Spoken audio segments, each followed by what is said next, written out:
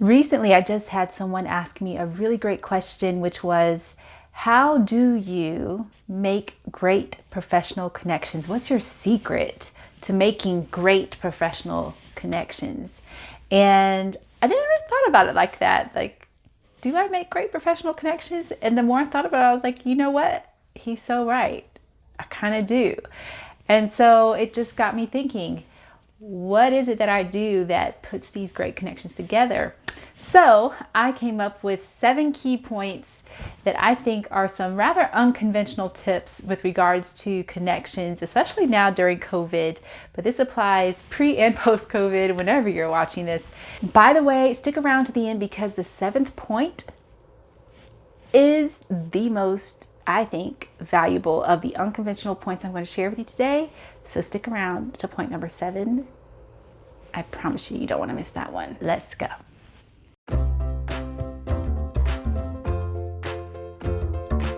This is Andrea with the A.D.S agency. I'm here to bring you the very best in marketing and branding tips, as well as business tips for those of you who are entrepreneurs, solopreneurs, and personal branders. And as I said, today we're talking about the secrets of making great professional connections. How do you do it? And here are my 7 unconventional secrets. Maybe one of those not so unconventional, but you'll know which one that is. It's still good. So here's the 7. First, go some places you think maybe you shouldn't go. Now, let me explain what I mean by that. When I say go some places you think maybe you shouldn't go, go some places you maybe feel you don't belong. Maybe it gets you a little out of your element. Maybe you feel like a little bit of a fish out of the water here. This is not your space. You don't think other people like you are going to be there. I promise you, usually if you are one of those people, one of those fish out of the water, one of those things, you're going to stick out. You just will. And anything that attracts attention is good in a networking situation. It means people are going to be drawn to you because they're going to want to figure out, who are you and why are you here? So it's kind of good when the attention draws your way because that's in your favor as opposed to you having to actively, and this is good for those of us who are ambiverts, me, or introverts, you're not so outgoing. This is good when attention comes your way as opposed to you having to actively go out and seek it. So that's good stuff. But try to say yes to uncomfortable situations where you may not know everyone or may not know anyone, or it is not your industry, it's not your space, or you just don't know the people. So here's a great example. This is about a year ago now. I had a client who hooked me up with a friend of theirs over the phone. They said, hey, and it was all so last minute. They were like, hey, this guy's flying into town today. I need you to go talk with him. And, because it's over this event they were putting on together, blah, blah, blah. Great. Okay. Whatever. It's my client. I'm going to tell him yes, largely. So I get on the phone with this guy. We're talking. He's very busy. He's going to the airport. He's just flying in. He just got in. He's going to his hotel room. And he says, hey, meet me for lunch if you can. He doesn't know who I am. He's never seen me. We're not connected on LinkedIn. We know nothing about each other, but he says, come talk to me, meet me at lunch, and we'll talk through this thing your client wants me to talk to you about. I could have easily said no. This is pre-COVID times. It was like a year ago. I could have easily said no. I'm busy. It's last minute. I don't have time in my schedule, but I did have time in my schedule. And something just said go. Well, guess what? That person today is my top client. And because of that, because of his connections, there are other marvelous opportunities that come my way because of his connections and how great his network is. So you never know. You just never know how these things will turn out. Sometimes say yes to the things that you don't want to say yes to. You don't feel like it. It's uncomfortable or it's not your space. Say yes. Sometimes it can lead to some really great opportunity. Number 2, never say no to a speaking engagement. And I'm talking again to you, ambiverts, introverts. If you ever get asked to speak because of your expertise or whatever, because of whatever it is, always say yes. I know public speaking is like one of the scariest things you can ever do next to video. Or, they're right neck and neck, I would say. But if you can make yourself do these things that you otherwise would not want to do just because they're so uncomfortable and they're so scary, say yes. Never say no to a speaking opportunity. Number one, you never know who's in the crowd. Number two, it puts you in front of other people's audiences. So whoever's event this is that you're speaking at, they are promoting you as a speaker, and that puts you in front of their audiences, and that is more exposure for you and yourself. Your network, your brand is getting you in front of a whole new pool of people. Always say yes to speaking opportunities. Even if you're scared, do it. So, quick funny story. I had a speaking opportunity that came up out of nowhere for a fantastic conference. We just had this thing. The opportunity came up on a Thursday. The speaking engagement, it was a recorded thing because this is during COVID, happened on a Saturday morning. And I heard nothing all day Thursday. All I got was a tweet. This came through a Twitter direct message. It was a simple direct message that said, hey, if you were going to speak at this summit, what would you talk about? What would be your topic? And give me a little description. What? I had to look it up. I was like, let me check it out. Let me think about who's going to be there. So I whipped together this quick speaking description. I was like, okay, I think I would talk about this topic, blah, blah, blah.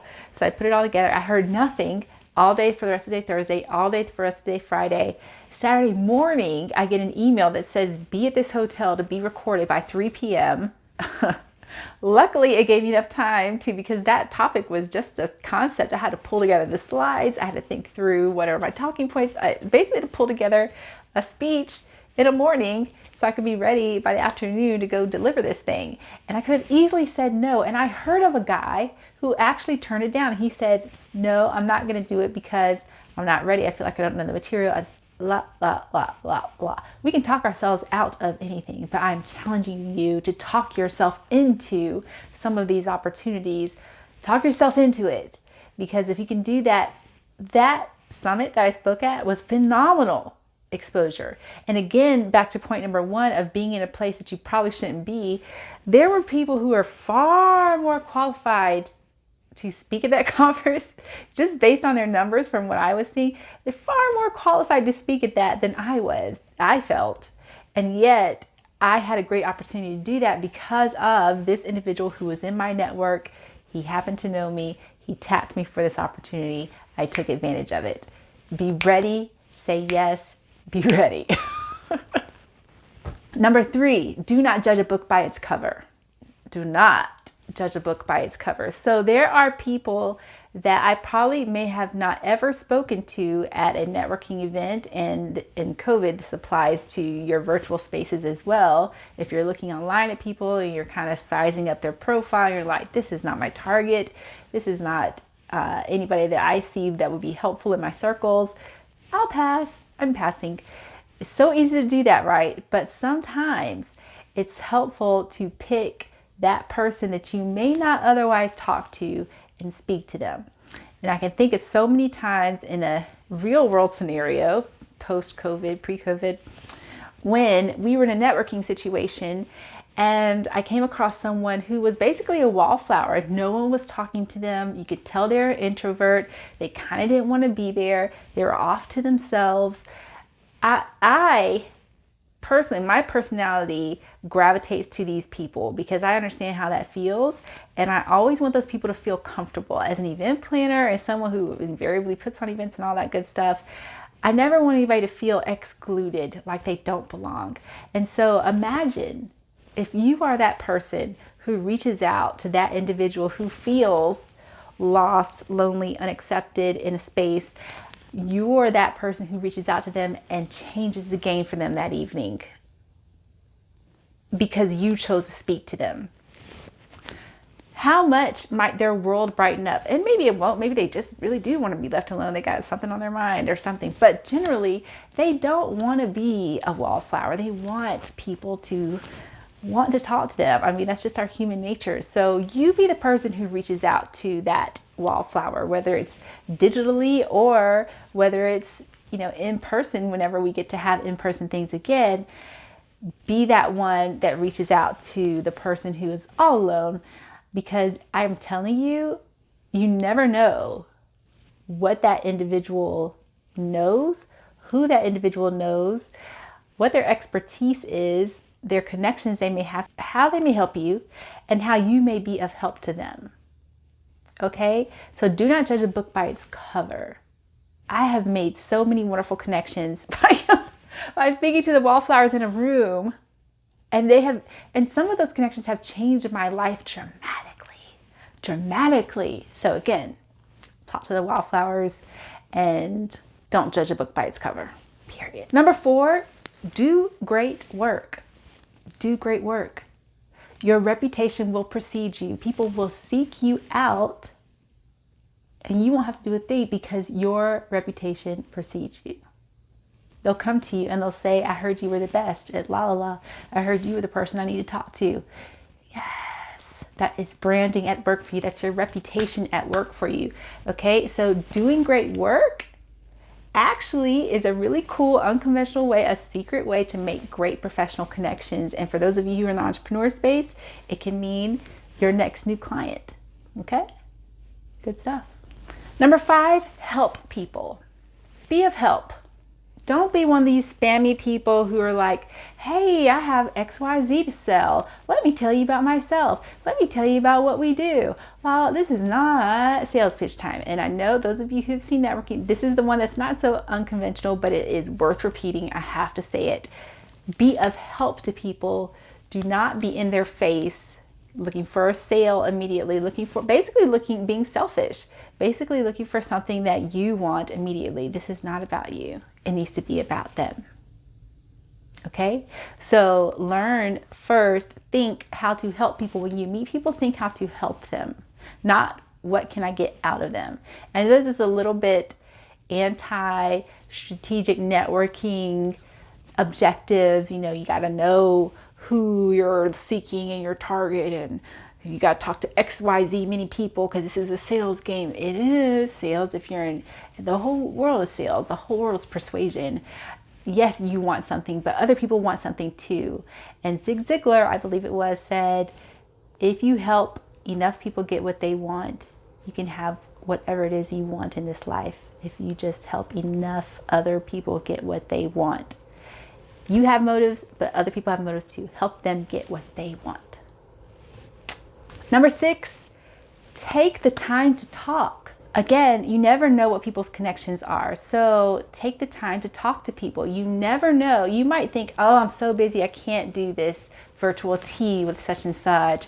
Oh, it's such a waste of my time. Oh, I don't feel like it. Oh, these meetings. Oh, I don't want to do it. You can, again, talk yourself out of anything that may feel uncomfortable or like a waste of your time. And sometimes things really are a waste of your time, but sometimes they're not. Sometimes they're not. So take the time to talk to people. You never know what you'll uncover in a conversation. And in order to uncover things, you have to show a genuine interest in people. It can't just be, your run-of-the-mill, oh my gosh, I can think of a conversation right now, and I won't name names in case some of you know of these people in my network, but I could think of a conversation right now that was so dry. So dry. It made me nervous. It was so dry. I was like, oh my gosh, what? Like, I felt like I was truly intruding on their time just by having this conversation. And it was like, oh, it was so uncomfortable. So don't be that person who is so busy that you can't be present in the moment with a meeting. Take the time to talk to people and be genuinely interested. And when you are, you can uncover some interesting gems that could help you further along in your path. It may not be a direct sale. It could be great connections, and that leads to great sales. And that is what people are always trying to look for as business owners and otherwise. So anyway, take the time to talk to people. Number 7 is the way you look at people. So something I think that's different about me and the way I network is that I don't look at people thinking, what can they do for me? That's not really the way I see people. I see people and I look at them with curiosity. It's really the best word. I'm curious. I become curious about who they are.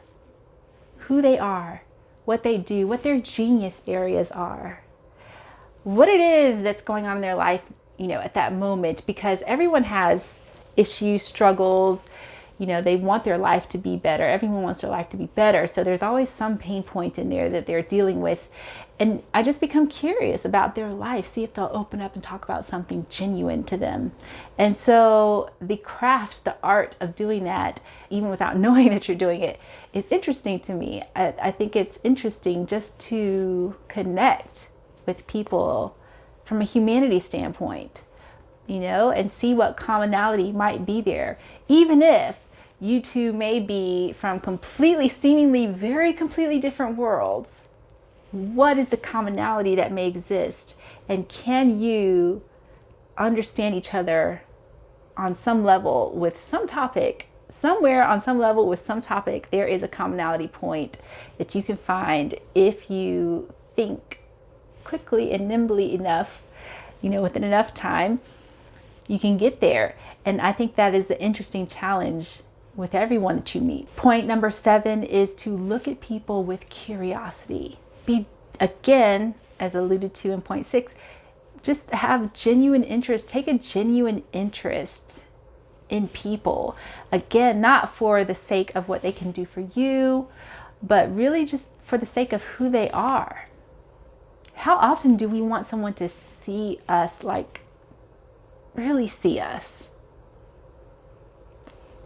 Beyond the facade, beyond the motivations and all this, how much do we crave someone to see who we are and appreciate that about us and listen? We crave that as humans, and we crave stories, so can the person you're talking to tell you a great story? Get them talking about that. That's good stuff. Oh, it's good. Okay, I told you number 7 is a good one. All right, and those are my unconventional tips for today about how to get great connections, great professional connections, the secrets to getting great professional connections. And those are my top tips. What am I missing? What are tips 7, 8, 9, 10? And what are some other tips I should add? Leave them in the comments below. I want to hear them from you. And again, be sure to connect with us. It's the A.D.S Agency, THEADS Agency, A.D.S like ads, like advertising. The A.D.S Agency, that's everywhere on Facebook, Twitter, Instagram, LinkedIn, TikTok, here on YouTube, on podcasts, Google Play, Apple Podcasts, Spotify, all those great places you can find us. And finally, don't forget, if you're watching this on YouTube, to subscribe to this channel. So the button is below. Just click subscribe, and when you do, be sure to click the little bell. There's a little notifications bell that will pop up.